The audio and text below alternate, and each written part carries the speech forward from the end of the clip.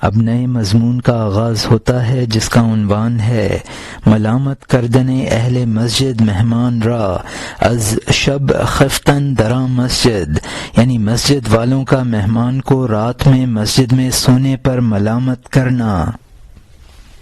لوگوں نے اس سے کہا بہادری نہ دکھا چلا جا تاکہ تیری جان اور کپڑے گردی نہ ہو جائیں۔ وہ دور سے آسان نظر آتا ہے، اچھی طرح دیکھ لے کہ انجام کار راستہ دشوار ہوگا۔ بہت سے انسان ہیں جنہوں نے شروع میں اپنے آپ کو لٹکا دیا، پیچیدگی کے وقت سہارا ڈھونڈا۔ واقعہ سے پہلے آسان ہوتا ہے انسان کے دل میں اچھے برے کا خیال، جب میدان جنگ میں آ جاتا ہے اس وقت اس شخص پر کام دشوار ہو جاتا ہے۔ جبکہ تو شیر نہیں ہے خبردار، آگے قدم نہ رکھ، کیونکہ موت بھیڑیا ہے اور تیری جان بھیڑ ہے۔ یہاں مترجم نے حاشیے میں لکھا ہے کہ ناتجربہ کار مصیبت میں پھنس کر بچنے کی تدبیر کرتا ہے جو دشوار ہوتی ہے۔ مصیبت کے آنے سے پہلے اچھا برا سوچا جا سکتا ہے۔ ناتجربہ کار مصیبت میں پھنس کر پریشان ہوتا ہے۔ موت بھیڑیا ہے، اگر تو شیر ہے تو اس کا مقابلہ کر سکتا ہے، اگر تو بھیڑ ہے تو وہ پھاڑ کھا جائے گا۔ اور یہاں حاشیہ ختم ہوتا ہے، اگر تو ابدال میں سے ہے اور تیری بھیڑ شیر ہو گئی ہے، مطمئن ہو کر آ، کیونکہ تیری موت سرنگوں ہو گئی ہے۔ ابدال کون ہے؟ وہ جو تبدیل ہو جائے۔ اللہ تعالی نے تبدیل کرنے سے اس کی شراب سرکہ ہو جائے، اللہ تعالی کے تبدیل کرنے سے اس کی شراب سرکہ ہو جائے، لیکن تو نیم مست ہے اور گمان سے اپنے آپ کو شیر سمجھتا ہے۔ خبردار آگے نہ بڑھ۔ اللہ تعالی نے گمراہ منافقوں کے بارے میں فرمایا ہے بَأْسُهُمْ بَيْنَهُمْ بَأْسٌ شدید، یعنی ان کی بہادری آپس میں سخت بہادری ہے، ایک دوسرے کے لیے بہادر ہیں، جہاد میں گھر کی عورتوں کی طرح ہیں۔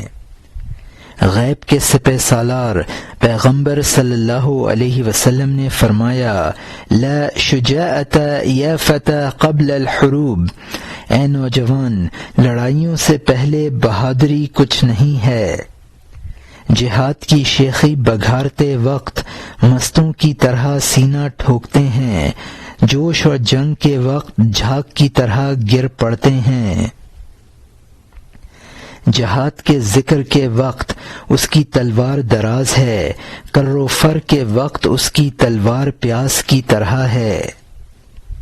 یہاں مترجم نے حاشیے میں لکھا ہے کہ ابدال کا یہاں مطلب اولیاء اللہ ہیں، یعنی موت سے خائف نہیں ہوتے ہیں۔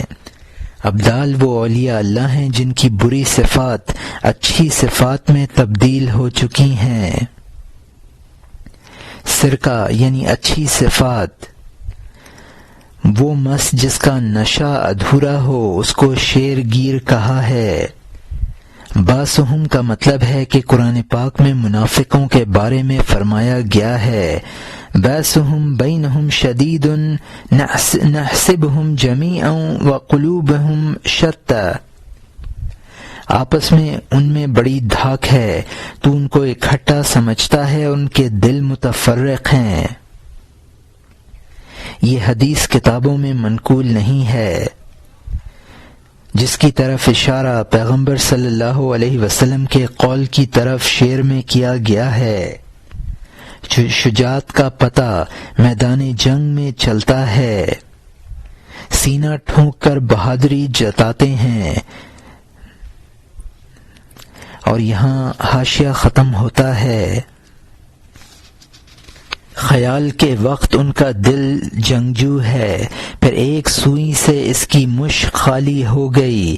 مجھے صفائی کے اس طالب پر تعجب ہے جو ثقل کے وقت تکلیف سے بھاگ جائے۔ عشق دعویٰ ہے، تکلیف برداشت کرنا گواہ ہے، جب تیرے پاس گواہ نہیں ہے تو دعویٰ برباد ہے، جب یہ قاضی گواہ مانگے تو رنجیدہ نہ ہو، سانپ کو چوم لے تاکہ تو خزانہ پائے، اے صاحبزادے وہ سختی تجھ پر نہیں ہے بلکہ اس بری صفت پر ہے جو تیرے اندر ہے۔ یہاں مترجم نے حاشیے میں لکھا ہے کہ پھونک بھری ہوئی مشک میں ایک سوئی چبھو دی جائے تو ہوا خارج ہو جاتی ہے، یعنی ادنا تکلیف کو برداشت نہیں کرتے ہیں۔ جو شخص صفائے قلب چاہتا ہے اس کے لیے مجاہدے ضروری ہیں۔ خدا سے عشق و محبت ایک دعویٰ ہے اور مجاہدہ اس کا گواہ ہے، دعویٰ بغیر گواہ کے ناقابل اعتبار ہے۔ خزانے پر سانپ ہوتا ہے، اس کو مانوس کر کے خزانہ تک پہنچا جا سکتا ہے۔ مجاہدے کی جفا دراصل اس برائی پر ہے جس کے ازالے کے لیے مجاہدہ کرایا جاتا ہے۔ اور یہاں حاشیہ ختم ہوتا ہے۔ اس شخص نے نمدے پر جو لکڑی ماری وہ نمدے پر نہیں ماری، گرد پر ماری ہے۔ اگر سزا دینے والے نے گھوڑے کو مارا اس نے گھوڑے کو نہیں مارا، اس کی سست رفتاری کو مارا تاکہ وہ سست رفتاری سے نجات پا جائے، خوش رفتار ہو جائے۔ تو شیرہ کو قید کرتا ہے تاکہ شراب بن جائے۔ ایک شخص غصے سے ایک یتیم کو مارتا تھا، وہ شکر تھا لیکن زہر جیسا نظر آتا تھا۔ ایک شخص نے اس کو ایسا زار زار روتا دیکھا کہ وہ آیا اور فوراً اس کو بغل میں لے لیا۔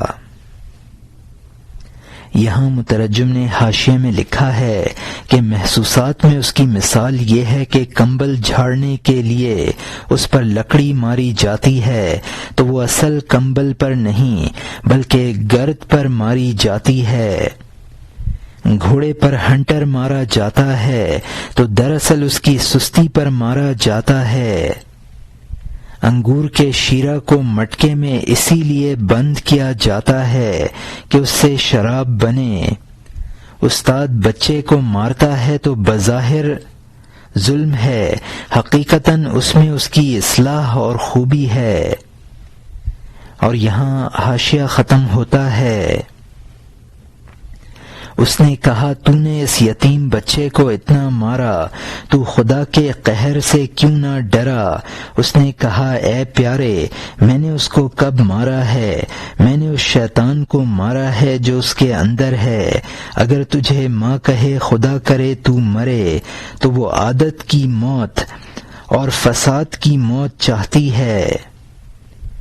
یہاں مترجم نے حاشیے میں لکھا ہے کہ اس شخص نے استاد کو ڈانٹا تو استاد نے یہی کہا کہ مقصد اس بچے کو مارنا نہیں ہے بلکہ اس شیطان کو مارنا ہے جو اس میں گھسا بیٹھا ہے۔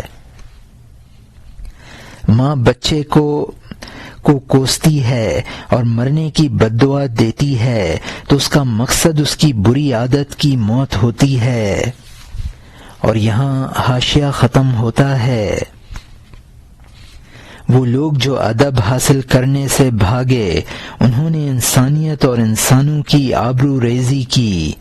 ملامت کرنے والوں نے ان میں انہیں جنگ سے باز رکھا یہاں تک کہ وہ ایسے نامرد اور مخنث رہ گئے۔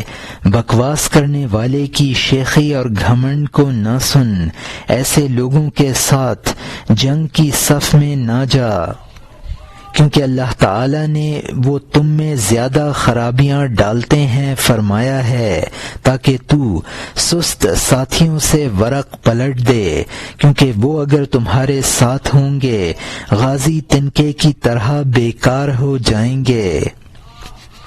یہاں مترجم نے حاشیے میں لکھا ہے کہ جو لوگ مجاہدات کی سختی سے بھاگتے ہیں وہ انسانیت کو تباہ کرتے ہیں۔ ان منافقوں کو ان کے دوستوں نے جہاد میں شریک ہونے سے روکا تو یہ لوگ نامرد بن کر رہ گئے۔ آئندہ اشعار میں مولانا رحمۃ اللہ علیہ ان لوگوں کی مصاحبت اور ہمراہی سے روکتے ہیں۔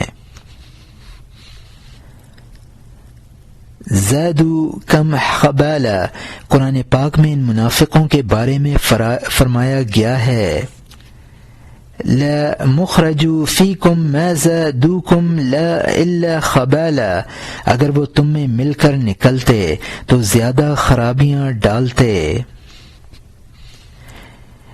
ان سے ان کی بات ہی نہ کرو اور ان سے قطع نظر کر لو، یعنی ان کی بزدلی مجاہدوں کو بھی ناکارہ بنا دے گی۔ اور یہاں حاشیہ ختم ہوتا ہے،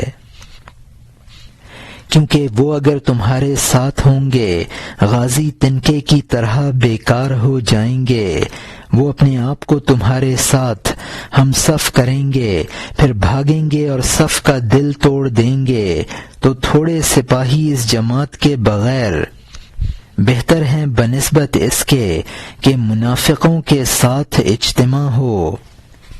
خوش ذائقہ تھوڑے بادام چھنے ہوئے بہت سے کڑوے ملے ہوئوں سے بہتر ہیں۔ کڑوا اور میٹھا اگرچہ بظاہر ایک چیز ہیں، خرابی اس وجہ سے واقع ہوئی کہ وہ باطن میں یکساں نہیں ہیں۔ یہاں مترجم نے حاشیے میں لکھا ہے کہ منافق جب صفوں میں سے بھاگیں گے بہادروں کے دل ٹوٹیں گے۔ تھوڑے بہادر بزدلوں کے مجمع سے بہتر ہیں۔ اگر چھنے گھٹے تھوڑے سے میٹھے بادام ہوں تو وہ زیادہ باداموں سے جن میں تلخ بھی ہوں بہتر ہیں۔ کڑوے اور شیریں بادام اگرچہ صورت میں یکساں ہیں لیکن ان کے باطن میں بہت فرق ہے۔ یہی حال مومنوں اور منافقوں کا ہے۔ اور یہاں حاشیہ ختم ہوتا ہے۔ کافر خوفزدہ دل والا ہوتا ہے کیونکہ وہ گمان میں جی رہا ہے، اس جہان کے حال کے شک میں وہ راستہ چلتا ہے، منزل کو نہیں جانتا ہے۔ اندھے دل والا ڈرتے ہوئے قدم رکھتا ہے، جب مسافر نہیں جانتا ہے وہ کیسے راستہ چلے، مشکوک اور پرخون دل کے ساتھ چلتا ہے۔ یہاں مترجم نے حاشیے میں لکھا ہے چونکہ کافروں کو اگلی زندگی کے بارے میں شکوک و شبہات ہیں، اس لیے ان کے دل ہمیشہ خوف زدہ رہتے ہیں۔ چونکہ یہ آخرت کے بارے میں اندھے ہیں لہذا آخرت کی راہ طے کرنے میں سست ہیں، اور اندھا ڈرتے ڈرتے قدم بڑھاتا ہے۔ جو شخص راستے سے ناواقف ہوتا ہے وہ تیزی سے منزل طے نہیں کر سکتا، معمولی سے اندیشے سے ٹھہر جاتا ہے۔ اور یہاں حاشیہ ختم ہوتا ہے۔ جو کوئی کہہ دے کہ ہائے اس طرف راستہ نہیں ہے، وہ اسی جگہ خوف سے توقف اور ٹکاؤ کر دیتا ہے۔ اگر اس کا باہوش دل راستہ جانتا ہے تو ہر ہائے اوہو اس کے کان میں کہاں پہنچتی ہے، تو ان اونٹ کے دل والوں کا ہمراہی نہ بن، کیونکہ وہ تنگی اور خوف کے وقت غائب ہو جانے والے ہیں۔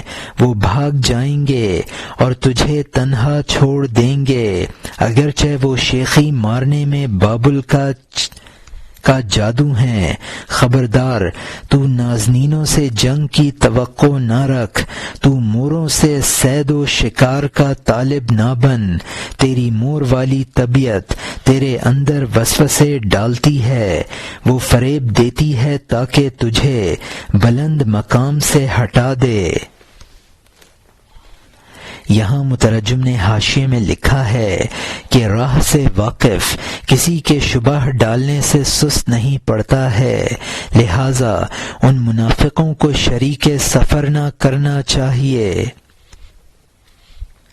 اونٹ ڈرپوک ہوتا ہے۔ بابل کے جادو کی تاثیر سخت مانی جاتی ہے۔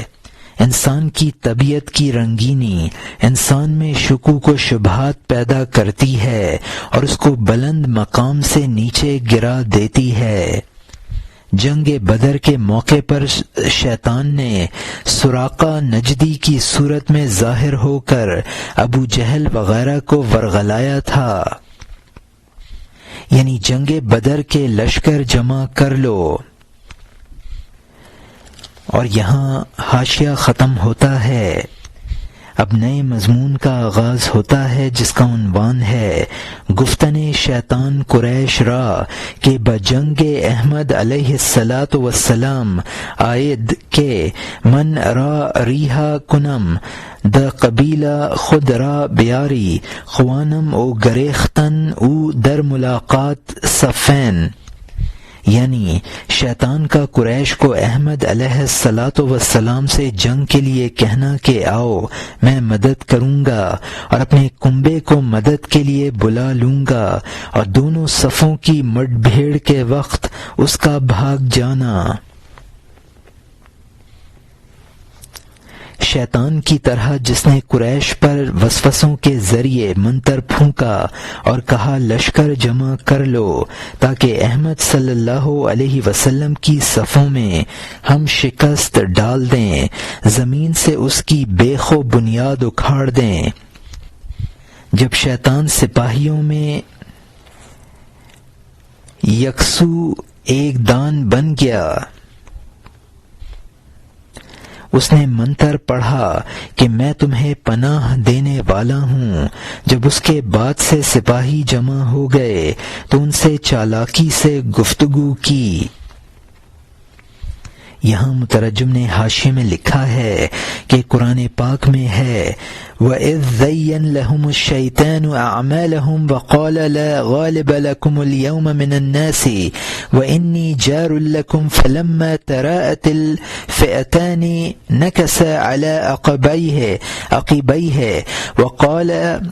وَقَالَ إِنِّي بَرِيءٌ مِّنكُمْ إِنِّي ارى ما لا ترون انی اخاف اللہ، یعنی جب شیطان نے ان کی حرکتوں کو ان کو اچھا کر کے دکھایا اور کہا آج لوگوں میں سے کوئی ایسا نہیں جو تم پر غالب آ سکے اور میں تمہارا پشت پناہ ہوں، پھر جب دونوں جماعتیں آمنے سامنے آئیں تو وہ الٹے پاؤں چلتا بنا اور کہا مجھے تم سے کوئی سروکار نہیں، میں وہ چیزیں دیکھ رہا ہوں جو تم نہیں دیکھتے ہو اور میں اللہ سے ڈرتا ہوں۔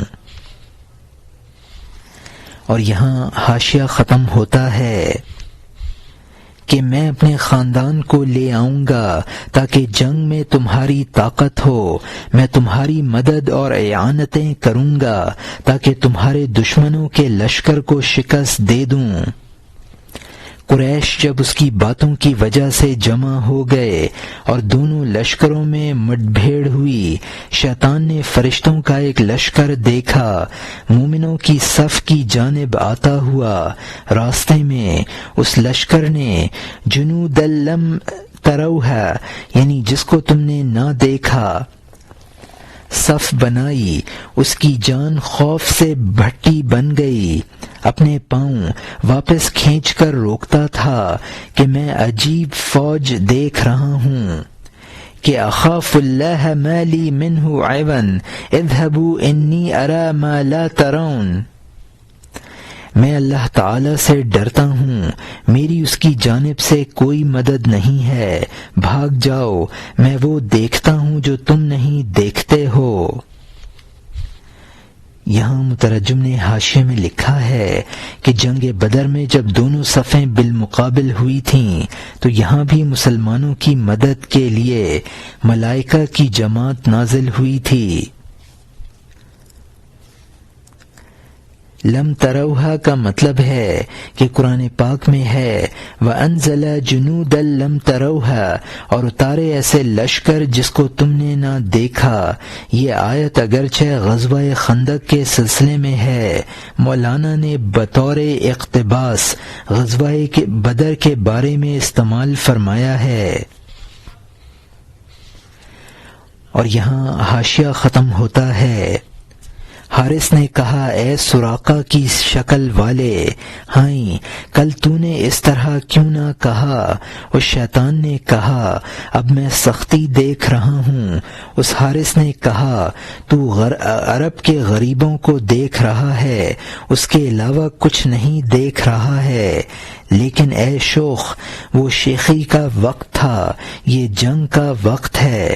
کل تو کہتا تھا کہ میں ذمہ دار ہوں کہ تمہیں دم بدم فتح اور نصرت ہوگی۔ اے ملعون، کل تو لشکر کا سردار تھا، اب نہ مرد اور نہ چیز اور ذلیل ہے، یہاں تک کہ ہم تیرا جھانسا کھا گئے اور ہم آ گئے، تو بھٹی میں گیا اور ہم ایندھن بن گئے۔ یہاں مترجم نے حاشیے میں لکھا ہے کہ شیطان نے حارث بن ہشام کو سراقہ کی شکل میں آ کر بہکایا تھا۔ ہم تیرے مکر میں پھنس کر میدان بدر میں آ گئے، یہ کافروں کا قول ہے۔ اور یہاں حاشیہ ختم ہوتا ہے۔ جب حارث نے سراقہ سے یہ بات سنی، وہ ملعون اس کے غصے سے غضبناک ہو گیا، غصے میں اپنا ہاتھ اس کے ہاتھ سے چھڑا لیا، کیونکہ اس کی گفتگو سے اس کو دل کا درد ہوا۔ شیطان نے اس کے سینے پر 2 ہتھڑ مارا اور بھاگ گیا، اس مکاری سے ان بیچاروں کا خون بہا دیا۔ جب اس نے اتنی دنیا ویران کر دی تو بولا میں تم سے بیگانہ ہوں، انی بری منکم۔ اس کی چھاتی پیٹی اور اس کو گرا دیا، پھر بھاگ گیا، جبکہ اس پر ہیبت طاری ہوئی۔ نفس اور شیطان دونوں ایک تھے، انہوں نے 2 صورتوں میں اپنے آپ کو دکھایا ہے۔ یہاں مترجم نے حاشیے میں لکھا ہے، یعنی شیطان جو بصورت سراقہ تھا، جب بدر میں ان کو تباہ کر چکا تو پھر یہ کہنے لگا کہ میرا تمہارا کیا واسطہ ہے۔ مولانا رحمۃ اللہ علیہ فرماتے ہیں کہ نفس اور شیطان ایک ہی طاقت کے نام ہیں، تو نفس کا دھوکہ دینا شیطان ہی کا دھوکہ دینا ہے۔ اور یہاں حاشیہ ختم ہوتا ہے، جیسے کہ فرشتہ اور عقل کے وہ ایک تھے، اس اللہ کی حکمتوں کی وجہ سے 2 صورت ہو گئے ہیں۔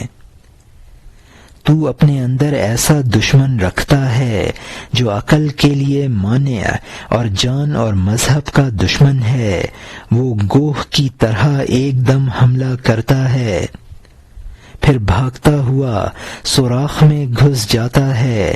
وہ اب اس انسان کے دل میں بہت سے سوراخ بنائے ہوئے ہے اور ہر سوراخ سے سر باہر نکالتا ہے۔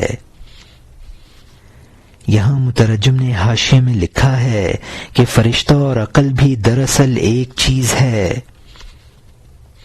نام علیحدہ علیحدہ ہیں۔ اللہ تعالیٰ نے اپنی حکمتوں کی وجہ سے ان کو 2 صورتوں میں نمودار فرمایا ہے۔ جس طرح ہم نے شیطان کی دشمنی کا قصہ سنایا، ایسا ہی دشمن خود تیرے اندر تیرا نفس موجود ہے۔ وہ دشمن یکبارگی گوہ کی طرح حملہ کر کے بھٹ میں گھس جاتا ہے۔ انسان کے دل میں اس کے رہنے کے بہت سے سوراخ ہیں۔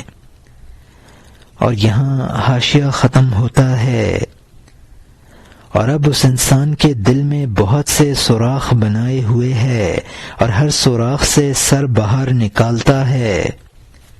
شیطان کا نام انسانوں سے چھپ جانے اور سوراخوں میں گھس جانے سے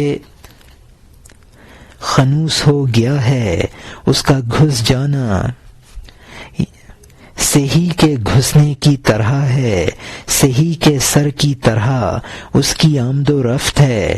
اللہ تعالیٰ نے اس شیطان کو خناس کہا ہے کیونکہ وہ سہی کے سر کی مانند ہے۔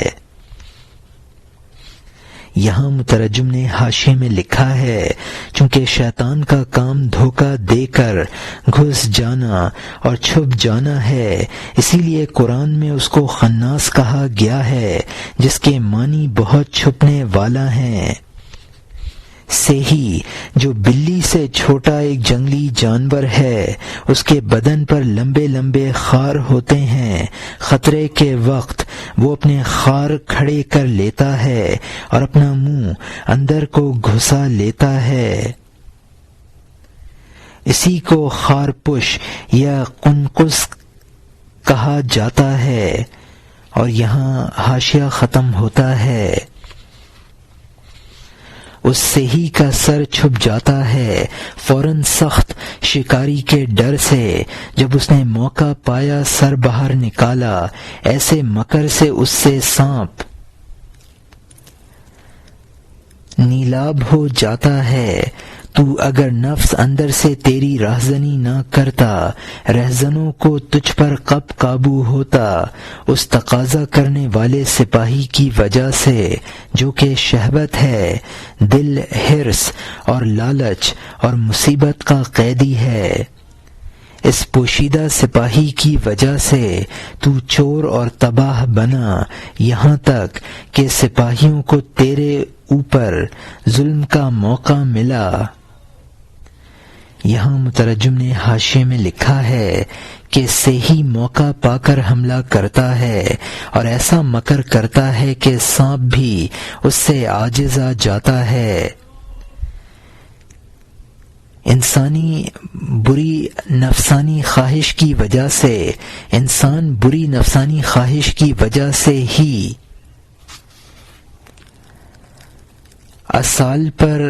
انسان پر برے لوگ غالب آ جاتے ہیں۔ انسان کے اندر جو سپاہی ہیں، جس کو شہوت کہا جاتا ہے، وہ انسان کو برائیوں پر مجبور کرتا ہے، وہ چوری کراتا ہے، تبھی بیرونی سپاہیوں کو اس پر ظلم کرنے کا موقع ملتا ہے۔ اور یہاں حاشیہ ختم ہوتا ہے۔ حدیث میں تو اس نیک نصیحت کو سن لے کہ تمہارا سب سے بڑا دشمن تمہارے دونوں پہلوؤں میں ہے۔ بین جنیبیکم لکم اعداء عدو۔ اس دشمن کی شان و شوکت کی باتیں نہ سن، بھاگ جا، کیونکہ وہ جھگڑے اور لڑائی میں شیطان کی طرح ہے۔ تجھ پر اس نے دنیا اور دشمنی کی خاطر اس دائمی عذاب کو آسان کر دیا ہے، اس دائمی عذاب کو آسان کر دیا ہے۔ یہاں حاشیے میں لکھا ہے کہ حدیث شریف میں ہے، تمہارا سب سے بڑا دشمن تمہارے دونوں پہلوؤں کے بیچ میں ہے۔ نفس اور شیطان ایک ہی چیزیں ہیں، ان کی شان و شوکت پر توجہ نہ کر۔ یہ دنیا کے لالچ میں پھنس کر انسان کو ایسا گمراہ کرتے ہیں کہ وہ آخرت کو دائمی عذاب کو سہل سمجھنے لگتا ہے۔ اور یہاں حاشیہ ختم ہوتا ہے۔ کیا تعجب ہے اگر وہ موت کو آسان کر دے، وہ اپنے جادو سے اس سے 100 گنا کر دیتا ہے۔ جادو کاریگری سے تنکے کو پہاڑ بنا دیتا ہے، پھر پہاڑ کو تنکا جیسا کر دیتا ہے۔ قریب سے برائیوں کو بھلا کر دیتا ہے، بدگمانی سے بھلائیوں کو برا بنا دیتا ہے، ایک گھڑی میں آدمی کو گدھا بنا دیتا ہے۔ فن سے گدھے کو آدمی بنا دیتا ہے۔ یہاں مترجم نے حاشیے میں لکھا ہے کہ اس نفس سے یہ بھی بعید نہیں ہے کہ وہ انسان کے لیے اس کے ابدی موت کو آسان کر دے، اور وہ اپنے جادو سے اس طرح کے سینکڑوں کام کر جاتا ہے۔ تنکے کو پہاڑ اور پہاڑ کو تنکا بنا دیتا ہے۔ اسی طرح شیطان تھوڑی عبادت کو بہت زیادہ اور بہت سے گناہوں کو بہت تھوڑا کر کے دکھا دیتا ہے۔ شیطانی فریب میں انسان بھلائیوں کو برائی اور برائیوں کو بھلائی سمجھنے لگتا ہے۔ شیطان نیکیوں کو بدی اور بدی کو مغالطے میں ڈال کر نیک ظاہر کر دیتا ہے۔ اور یہاں حاشیہ ختم ہوتا ہے۔ جادو کا یہ کام ہے کہ وہ پھونک مارتا ہے، ہر وقت حقیقتوں کو تبدیل کر دیتا ہے۔ ایسا جادوگر تیرے اندر پوشیدہ ہے۔ بے شک وسوسوں میں مستقل جادو ہے۔ جس انسان میں یہ جادو ہیں وہاں جادو کا توڑ کرنے والے جادوگر بھی ہیں۔ جس جنگل میں یہ تازہ زہر اگا ہے اے صاحبزادے وہاں تریاق بھی اگا ہے۔ یہاں مترجم نے حاشیے میں لکھا ہے کہ جس طرح جادو بظاہر تبدیل حقائق کرتا ہے، اسی طرح شیطان حقائق کو نفس الامر میں بدل ڈالتا ہے۔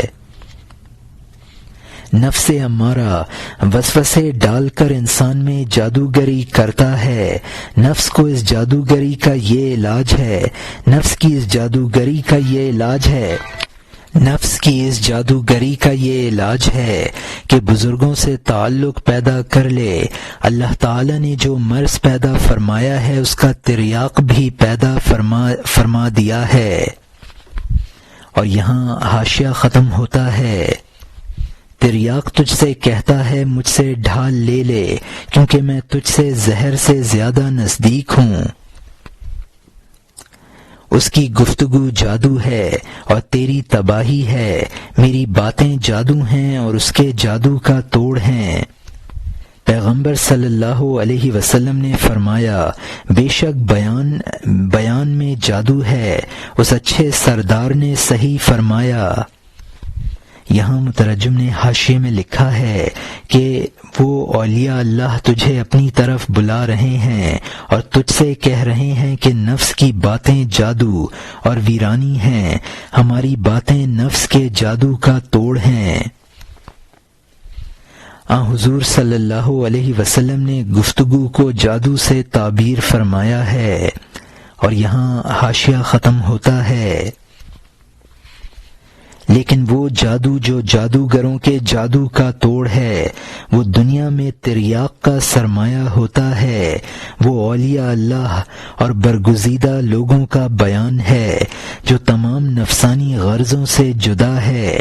خلاصہ یہ ہے کہ کمینہ نفس کے زہر سے بھاگ، چستی اور تیزی سے مرشد کا تریاق پی لے۔ نفس کے جادو کے اس طلسم کو توڑ دے، کامل شیخ کے خزانے کی طرف سوراخ کر لے۔ یہ بہت لمبی بات ہے، شروع کی طرف چل، مہمان اور مسجد کی طرف پھر چل، اس کو چھوڑ پھر مسجد کی طرف آ، مہمان کا قصہ اور وہ سرگزشت بیان کر۔ یہاں مترجم نے حاشیے میں لکھا ہے کہ بیان بھی جادو ہے لیکن اصل جادو وہ ہے جو جادوگروں کے جادو کا توڑ کر دیتا ہے اور وہی دراصل تریاق ہے۔ یہ تریاق اولیاء اور بزرگان دین کا بیان ہے جو تمام نفسانی غرضوں سے پاک ہوتا ہے۔ مرشد کے باطنی علوم سے تعلق پیدا کر لے۔ اور یہاں حاشیہ ختم ہوتا ہے۔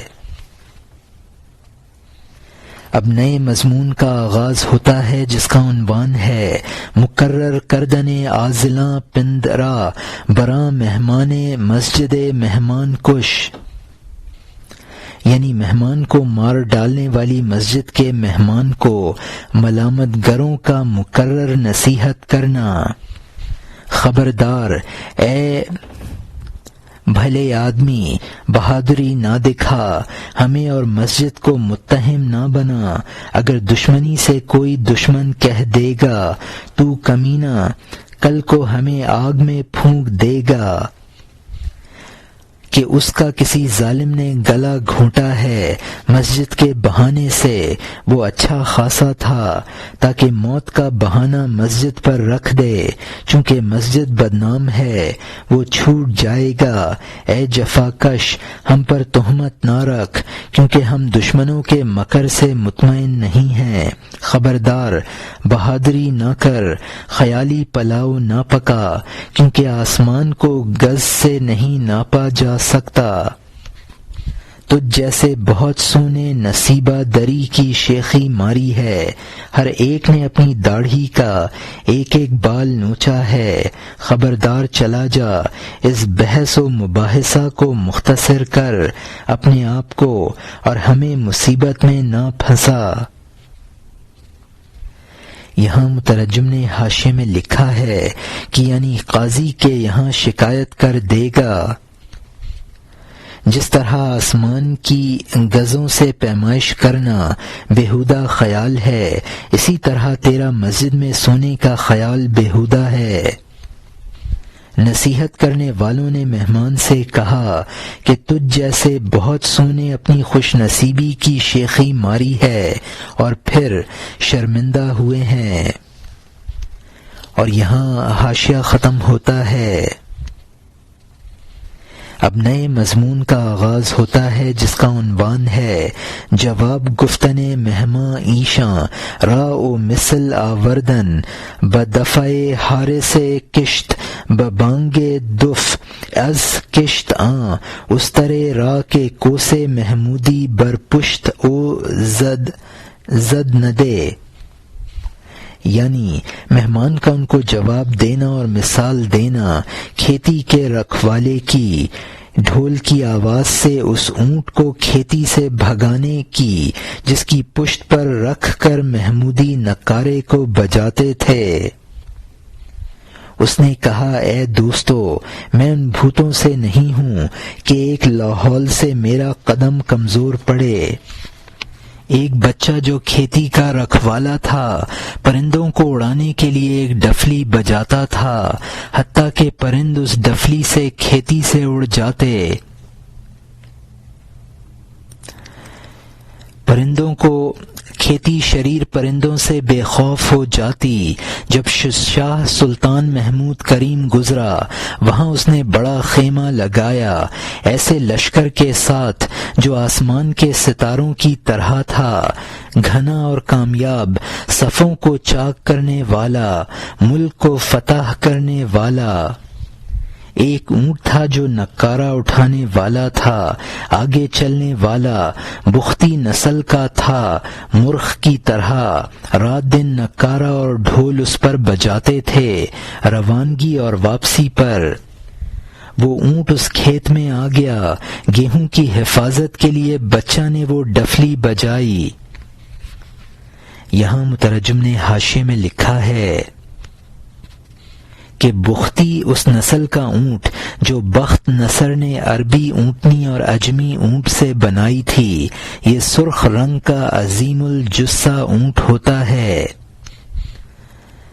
یہاں حاشیہ ختم ہوتا ہے۔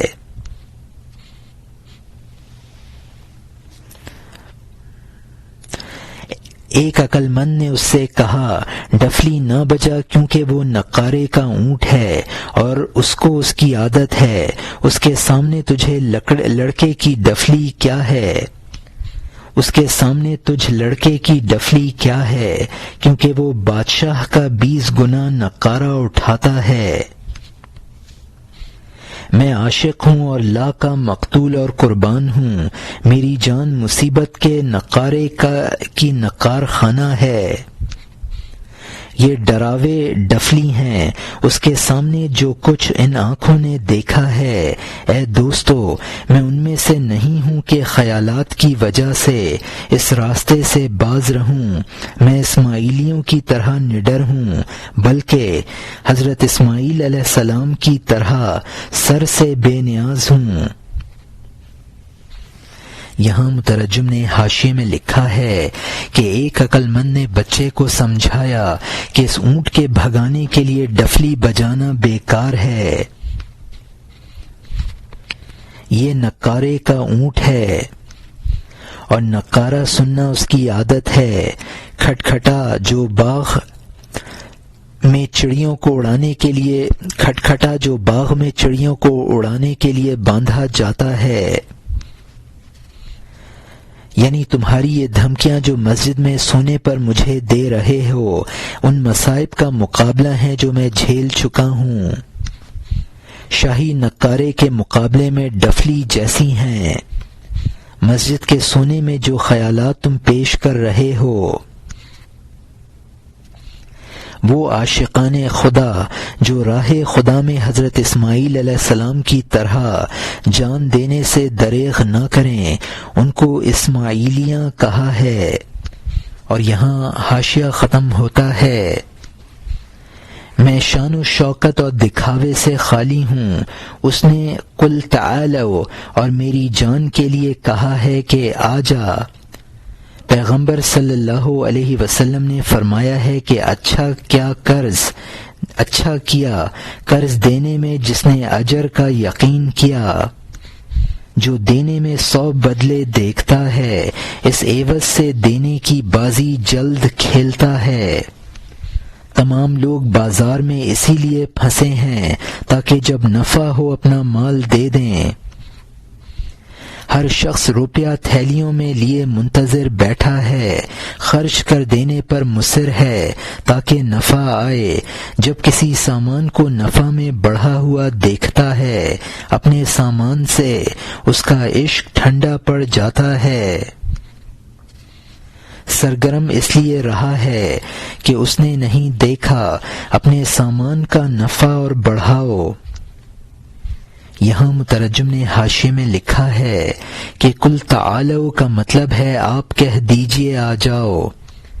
یہ آیت قرآن میں کئی جگہ آئی ہے اور ہر جگہ آ جاؤ کا خطاب مختلف لوگوں کے لیے ہے، لیکن اس عاشق نے اپنے لیے قرار دیا ہے اور کہا ہے کہ یہ خطاب میری جان کے لیے ہے۔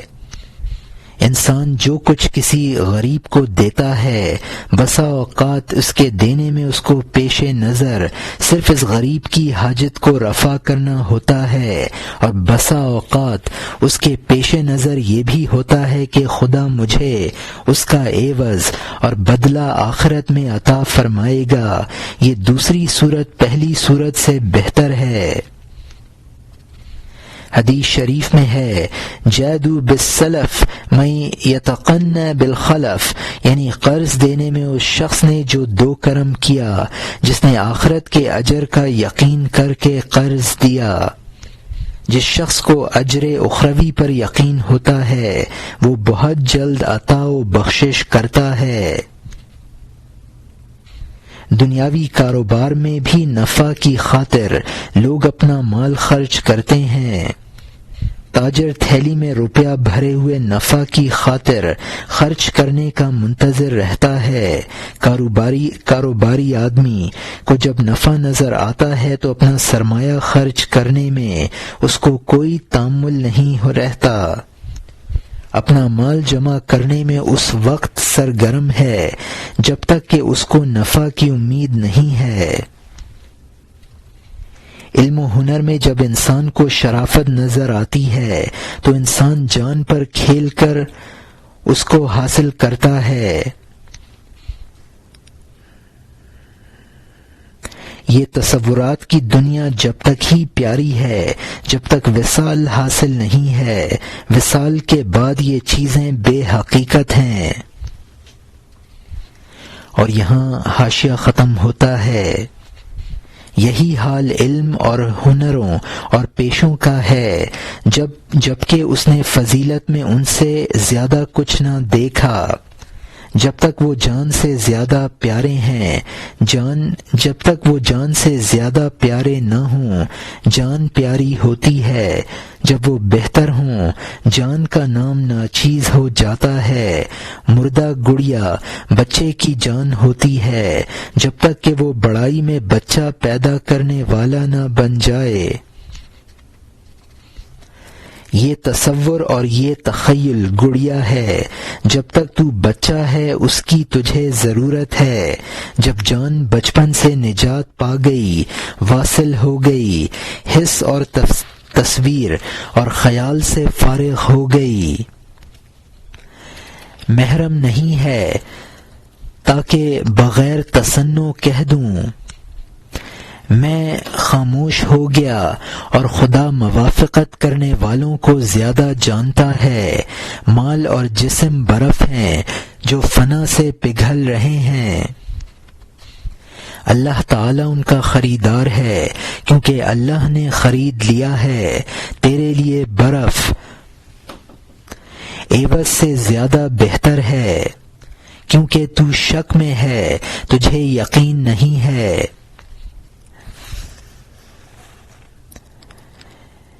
اے ذلیل، تجھ میں یہ عجب ظن ہے جو یقین کے باغ کی طرف پرواز نہیں کرتا ہے۔ اے بیٹا، ہر گمان یقین کا پیاسا ہے جو بڑھاؤ کی طرف بال و پر پھڑپھڑاتا ہے۔ جب وہ علم کے درجے میں پہنچتا ہے، قائم ہو جاتا ہے، اس کا علم یقین کی طرف دوڑتا ہے۔ چونکہ آزمائے ہوئے طریقے ہیں، علم یقین سے کم اور ظن سے اوپر ہے۔ سمجھ لے، علم یقین کا طالب ہوتا ہے اور یقین دید اور مشاہدے کا طالب ہے۔ یہاں مترجم نے حاشیے میں لکھا ہے کہ یہ حقائق محرم راضی کی سمجھ میں آ سکتے ہیں جس کا فقدان ہے۔ وہ لوگ جو میرے اس بیان کے موافق ہوں ان کو وفاق کہا ہے۔ قرآن پاک میں ہے ان اللہ اشتری من المؤمنین انفسہم، یعنی اللہ تعالی نے مومنین سے ان کی جانیں خرید لی ہیں۔ یعنی انسان کو اپنی جان اور مال اس وقت تک پیارا ہے جب تک اس کو ان کی اس قسمت کا یقین نہیں ہے جو اللہ تعالی عطا فرمائے گا۔ حقیقی چیز کے بارے میں گمان ترقی کر کے یقین کا مرتبہ حاصل کر لیتا ہے، لیکن بعض انسان صرف اجر اخروی کے بارے میں گمان کے درجے پر رہتے ہیں اور ان کو یقین کا درجہ حاصل نہیں ہوتا، حالانکہ دنیاوی امور میں ہر گمان ترقی کر کے یقین تک پہنچ جاتا ہے۔ اور یہاں حاشیہ ختم ہوتا ہے۔ سورہ الحاقم میں اس کو تلاش کر لے، کلا کے پیچھے، لو تعلمون کے پیچھے، اے علم والے، علم مشاہدے کی طرف لے جاتا ہے۔ اگر انہیں یقین ہوتا تو وہ دوزخ کا مشاہدہ کر لیتے۔ مشاہدہ یقین سے بغیر توقف کے پیدا ہوتا ہے، جس طرح ظن سے خیال پیدا ہوتا ہے۔ یہاں مترجم نے حاشیے میں لکھا ہے کہ سورہ تکاثر میں فرمایا گیا ہے کلا سوف تعلمون ثم کلا سوف تعلمون کلا لو تعلمون علم الیقین لترون الجحیم ثم لترونها عین الیقین۔ تم ضرور جان لوگے، پھر تم ضرور جان لوگے۔ اگر تم یقینی طور پر جان لوگے تو ضرور دوزخ کو دیکھ لوگے، پھر تم عین الیقین سے اس کو دیکھ لوگے۔ اس آیت سے ثابت ہوا ہے کہ شک اور ظن کے بعد علم کا درجہ آتا ہے، اور علم کے بعد یقین کا مرتبہ ہے، اور علم الیقین کے بعد مشاہدے کا درجہ ہے۔ اور یہاں حاشیہ ختم ہوتا ہے۔ سورہ الحاقم میں اس کا بیان دیکھ لے کہ علم الیقین عین الیقین ہو جاتا ہے۔ میں گمان اور یقین سے بالا تر ہوں، ملامت سے میرا سر نہیں چکراتا ہے، جبکہ میرا منہ اس کا حلوہ کھا چکا ہے۔ میں روشن چشم اور اس کو دیکھنے والا بن گیا ہوں۔ میں جب گھر کو جاتا ہوں تو بے پرواہی سے قدم رکھتا ہوں، نہ پاؤں کو لرزاتا ہوں، نہ اندھا دھند چلتا ہوں۔ جو کچھ اللہ نے پھول سے کہا اور اس کو شگفتہ کر دیا، میرے دل سے کہا اور اس کو 100 گنا کر دیا۔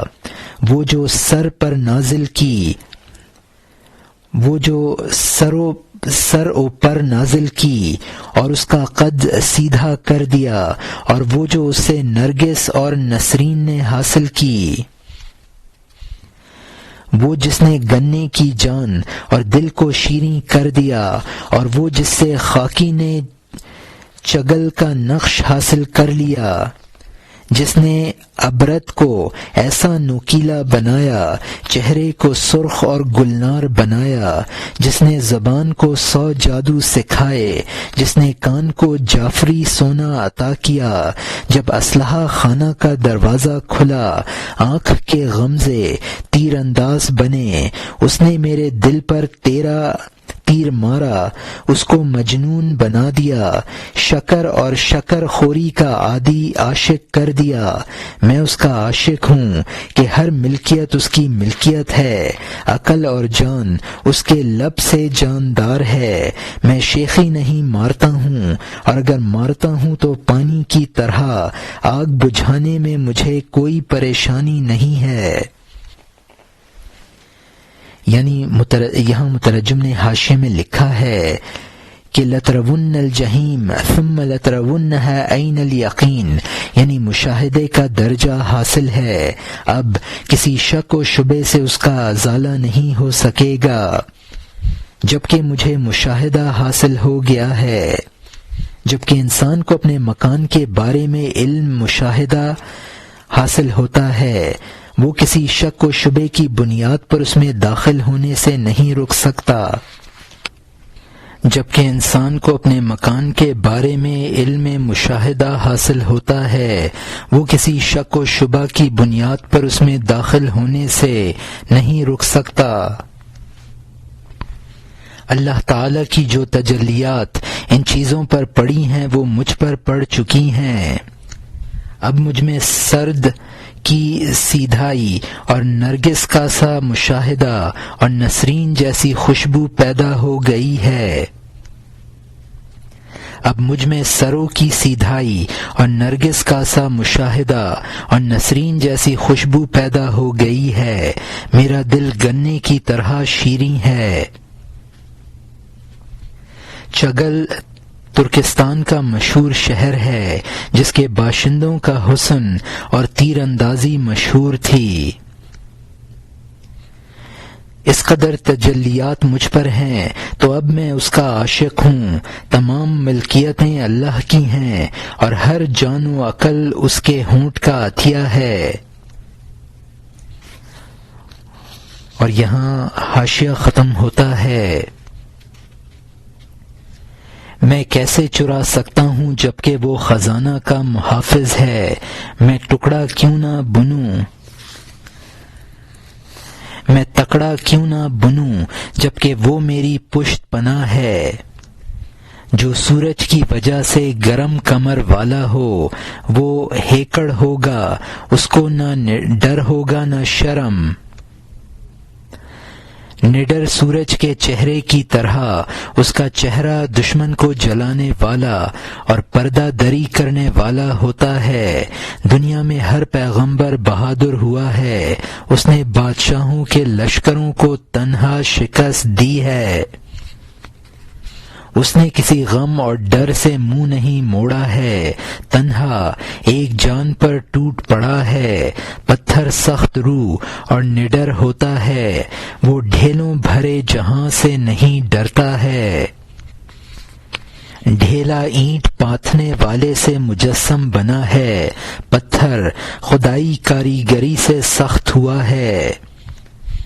یہاں مترجم نے حاشیے میں لکھا ہے، جبکہ مجھے اللہ تعالی سے قربت حاصل ہے تو اب مجھ میں نہ خوف ہے نہ کسی کا ڈر ہے۔ انبیاء کو چونکہ قرب الہی حاصل ہوتا ہے اس لیے وہ نڈر ہوتے ہیں، شاہوں کے لشکروں پر حملہ آور ہو جاتے ہیں۔ انبیاء پتھر کی طرح ہیں اور مخالفین ڈھیلوں کی طرح ہیں۔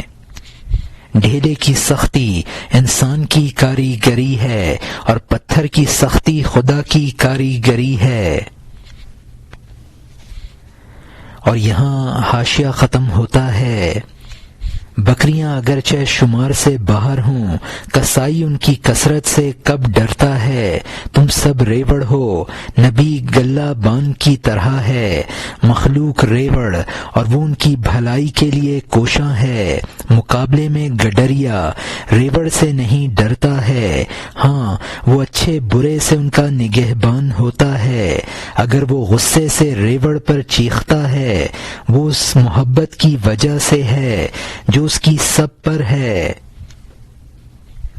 نئی خوشی ہر وقت میرے کان میں رہتی ہے، اگر میں تجھے غمگین کر دوں تو غمگین نہ بن، میں تجھے غمگین اور رونے والا اس لیے بناتی ہوں تاکہ تجھے بروں کی نگاہ سے پوشیدہ کر دوں۔ یہاں مترجم نے حاشیے میں لکھا ہے کہ بکریاں ہیں اور انبیاء بمنزلہ قصاب کے، نبی بمنزلہ چرواہے کے ہے جو بکریوں کی حفاظت کرتا ہے، صرف سرکشی کے وقت وہ قوم کی ہلاکت کا سبب بنتا ہے۔ یہی حال ہر ذمہ دار کا ہے، اگر بکریاں سرکشی کریں تو کسائی ان سے خوف نہیں کھاتا ہے، اگر نبی قوم پر ناراض بھی ہوتا ہے تو اس کا سبب قوم کی محبت ہوتی ہے۔ یہاں سے مولانا نے پھر عاشق کا مقولہ شروع کیا ہے کہ مجھے اللہ بشارت دیتا ہے کہ غم سے غمگین نہ ہونا، اس میں تیرے مفاد مضمر ہیں۔ اور یہاں حاشیہ ختم ہوتا ہے، غموں کی وجہ سے میں تجھے بدمزاج بناتی ہوں تاکہ نظر بد کو تیرے چہرے سے واپس کر دوں۔ کیا تو میرا شکاری اور میرا طالب نہیں ہے؟ تو میرا بندہ اور میری رائے کا تابع نہیں ہے؟ تو تدبیر سوچتا ہے کہ مجھ تک پہنچے، تو میری جدائی اور جستجو میں بے کس ہے۔ تیرا درد میرے وصل کی تدبیر تلاش کرتا ہے، میں کل رات تیری ٹھنڈی آہ سن رہا تھا، میں یہ بھی کر سکتا ہوں کہ بغیر اس انتظار کے راستہ دے دوں تجھے، آنے کا راستہ دکھا دوں تاکہ تو زمانے کے اس بھنور سے نکل جائے، میرے وصل کے خزانے پر قدم رکھ دے۔ لیکن منزل کی مٹھاس اور لذتیں سفر کی تکلیف کے اندازے کے مطابق ہیں۔ تو جو آسانی سے پاتا ہے آسانی سے دے دیتا ہے، مشکل سے حاصل ہونے والی چیز کا درد دل پر رکھتا ہے۔ اپنوں اور شہر سے تو اس وقت فائدہ اٹھائے گا جب مسافرت کی تکلیف اور مشقتیں اٹھا لے گا۔